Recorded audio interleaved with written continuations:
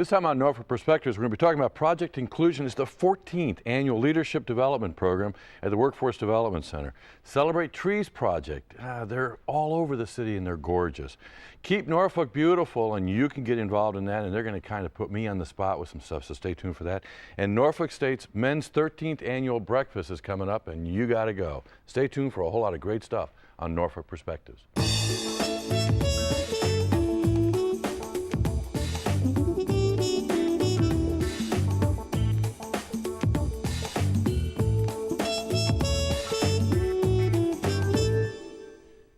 Welcome to Norfolk Perspectives. I'm Bob Batcher. Project Inclusion, it's all about you, because if you don't listen and get included, we haven't done our job, right? Okay, I'm joined by Philip Hawkins, who's the president of the Ingleside Civic League. How you doing? I'm doing great. How are you? Pretty good, and you've got some great people with you. Glenda Arrington, you're the vice chair, but I understand you're the one that's really keeping the glue together on this project, right? Yes, sir. That's what these guys actually told me that. So, and then J.R. Locke, you're the one that told on her. I'm the one that told on her, absolutely. Okay, Philip, I know you're from working on the light rail project and really pulling your community together. So why are you involved in something called Project Inclusion? You've already gotten it.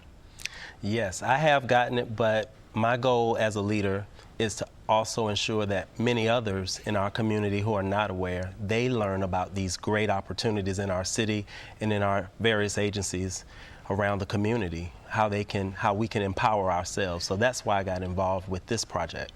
And you're really hitting on a core, because along with empowerment comes that citizen engagement, and sometimes there seems to be a disconnect there. There's an appeal, people don't respond, nobody wants to get involved. Is that what you're finding, Glenda? Absolutely, but what we want to do is educate the community, and we're providing the forum for that very purpose. So they can come out and they can learn from the 7 cities. We're having the city clerks and the city council people to come and, as a panel member, to come and discuss what's happening in their cities. And this is an opportunity for everyone in the community to come out and participate and learn about activities and get involved. Mm-hmm. Now, JR, the workshop's going to be where? At the Norfolk Workforce Development Center. Right there at Ward's Corner? Here. Right, Ward's Corner, correct. Okay, and it's April 22nd at 6 p.m. Okay, now, so who all is sponsoring this? Who's pulling this together? We know that you are calling all the shots. So who's sponsoring it? It's sponsored by Project Inclusion is from United Way of Southampton Roads, and the class 2010 is the board governance, and we're putting on the forum. Okay. Now, JR, you've been involved in a lot of things. What kinds of things do you get involved in as a volunteer then? Well, as a volunteer, a number of things, working with the United Way, the Urban League, American Red Cross, the American Lung Association, Southeast Junior Golf Academy.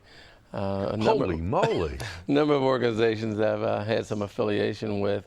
And it's really an opportunity for me to give back to the community and, as Glenda indicated, just help educate others about different opportunities that are available.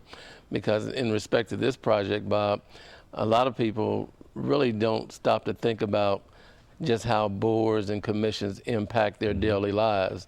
It's one of those things that is there, but you never really stop to think about it, because the streets we drive our cars on every day, it's a planning committee in the city that decides where the streets are going to be paved, where they're going to be built. Just with Parks and Recreation, the Parks and Rec Board decides where the parks are going to be built in our cities. Mm-hmm. So we don't really stop to think about there's somebody that's sitting around a table making decisions that impact our lives every day. And we just try to encourage people to get involved in board governance so that they can, as Philip indicated, empower themselves to be involved in their community. Okay, well, let me ask the three of you the same question then. Philip, I'm going to start with you. What does it do to you when you hear someone say, the city ought to? I tell them to get involved. I tell them, my saying is, you need to speak. And a lot of times people will say, well, they're going to do what they want to do. But I go beyond that statement. That statement doesn't do anything to me except it just empowers me to continue to emphasize the accomplishments that the community has had in the past by being vocal, being respectful, being professional, but citing a concern or an issue that impacts us every day, and going to the leaders to ask them to take our voices to the table, to be heard. So that's where I am. I believe it does work. It does work. Glenda, what does it do to you when you hear the city? I have to echo that, and in that you should be a voice and not be a bystander, not to be the one that says, oh, well, if I would have, or, you know, this has happened, I didn't have a part in it, but to be that voice, to make that difference, to show that you are concerned about your community. Because the city, I kind of heard from you, Joe. I mean, the city is that person saying it, right? Well, when people tell me that, my first statement to them is to say, well, you can make a difference, because one person can make a difference. And oftentimes I think people do think about, as Philip indicated, well, my voice is really, it can't be heard. But the reality of it is that we elect the people in office, so we the people can make a difference. It's actually just taking that initiation to get involved. And for some people watching this, it can start on April 22nd at the workshop, because it is open to the public. How does one sign up for it? They can call, and I don't. They can actually, if they go to norfolk.gov, they can look it up on the website, Norfolk.gov, right? they can look up the information. But again, they can come to the Workforce Development Center on 201 East Little Creek Road in Norfolk, Virginia. Next to Kroger. Can't miss it. Come on down on April 22nd and find out how to get involved and make a difference in your community. Thanks for everything that you guys are doing about making a difference. Thank you, Bob. When we come back, we're going to be talking about celebrating trees. What better thing to do in the spring? Stay tuned.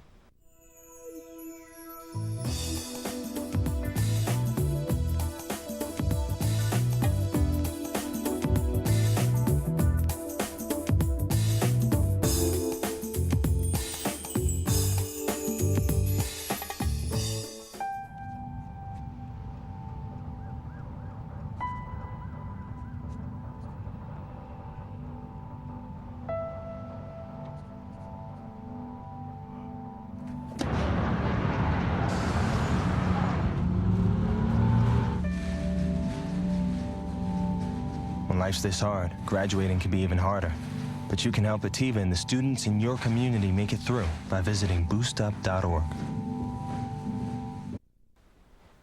Welcome back to Norfolk Perspectives. Trees. I got a new house, I think I've told you, and I'm planting stuff, and I can't wait to talk to Denise because it's all about trees. Denise Thompson, how's it going? It is going great, Bob. Good to see you. I gotta be honest with you, though. I see manager of environmental protection programs. Right. Not tree person. So you're celebrating trees. Why? We are celebrating trees. Well, the idea initially for this project came when Mayor Frame visited our sister city, Kitakyushu. And in that city, they've linked up the idea of increasing the number of trees in their city with celebrations. And we thought, what a great thing to do, because trees are wonderful. They provide habitat, for birds and animals. They help soak up water from the ground and help control stormwater, help us manage stormwater. They put oxygen out into the air, and they're a source of inspiration. Who does not feel better when they've had the chance to sit under a tree for a little while? Right. So we are linking trees and celebration. And that's the genesis of it. Because I know that there used to be the whole Tree City thing. Where you'd see these signs and they say Tree City. Right. This builds on all of the nice thing about this program is it builds on all the programs Norfolk has in place already. Not too many people know that Norfolk has a nursery. So we grow our own baby trees to put out into parks and public areas. Okay, now we're going to be talking about an event coming up in May at Lakewood Park, which is loaded with trees. So where are you squeezing more trees in there? This is and I'll step back a little bit, Bob, and tell you about the Living Legacy Grove, because that's really important. And the program is two parts. One part of Celebrate Trees is a program to help homeowners and small businesses plant trees in their own yards. So Okay. we can talk about that in a second, but for those people who live in condos or apartments, townhomes, businesses that don't have room to plant trees, they of course would want to celebrate too and participate. So we are developing throughout the city a series of living legacy groves, so that not just plant a tree, but the city is planting ecosystems, groves with the tree and the understory and the ground cover to restore areas. Okay, because it's all about Right. canopy, and I know Yes. enough to get in Yes, trouble you do. probably. Yes. The canopy, Right. but doesn't Right. that cause shade and then you It does. So you pick the right trees that can grow under shade. So you asked about Lakewood. The reason we picked Yeah. Lakewood for the very first Living Legacy Grove is, number one, it does need trees in the location that we picked out. Number two, it's accessible from all over the city, you know, right between Granby Street and Tidewater Drive. It's heavily used. Well, we grew up playing tennis there. You know, lots of people use Lakewood Park. It's handicapped accessible. It's just a beautiful site, and the site that we picked for the Living Legacy Grove looks out over the Lafayette River. It's between the, gorgeous. it's very pretty, between the existing rowing center and the new rowing center. And it's sort of a low area that didn't have trees. And it's a marsh area that we're reclaiming. Now, you mentioned the homeowner getting involved. Right.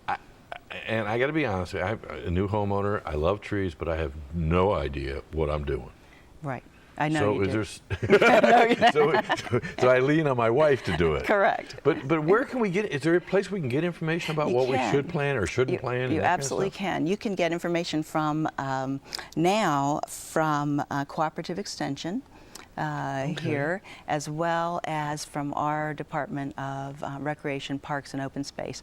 What we'll be doing as Makes part of sense. Celebrate Trees is we're working on an informational brochure, and that will tell you what kind of trees to plant, when to plant them, and where to plant them, which is especially important. A lot of us plant trees right up next to our house, and then when the tree gets it's this big.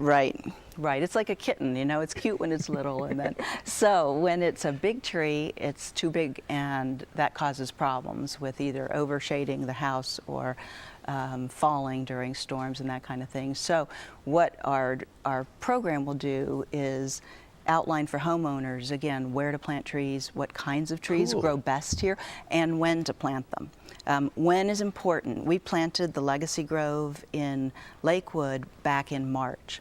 And the reason we did that is the tree planting season here is from about October through the end of March. It's not in the spring and summertime, really. So we will roll out the instructions about how to plant trees, where to plant them, what kind to plant them for homeowners in time for Arbor Day, which is in the fall. Well, I was going to say, I always thought trees were one day a year, but it's really a year long. You might be able to do something that will enhance the environment. Absolutely, absolutely. And those trees that we just planted in Lakewood, you know, they're baby trees. They're young trees, and the summer gets dry here, and we're probably going to need some help watering them. So if anybody's interested, please get in touch with us. Is there a website that. that somebody can go to find out more? We'll have a website up and running. We're thinking probably by the end of May. So through Norfolk.gov? Through Norfolk.gov, exactly, exactly. And you just will look for Celebrate Trees. Oh, I forgot to tell you the most important thing about the Legacy Grove, which is we can all contribute.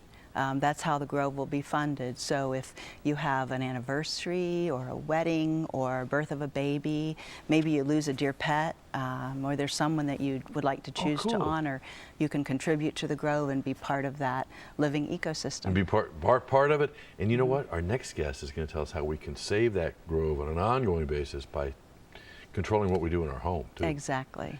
Thank you for everything that you're doing Oh, my to bring the pleasure. consciousness up, but also improving the environment right here in Norfolk. It's my pleasure, Bob. I would not want to be doing anything else. That's It's cool. just a joy. When we come back, we're going to be keeping Norfolk beautiful one can at a time.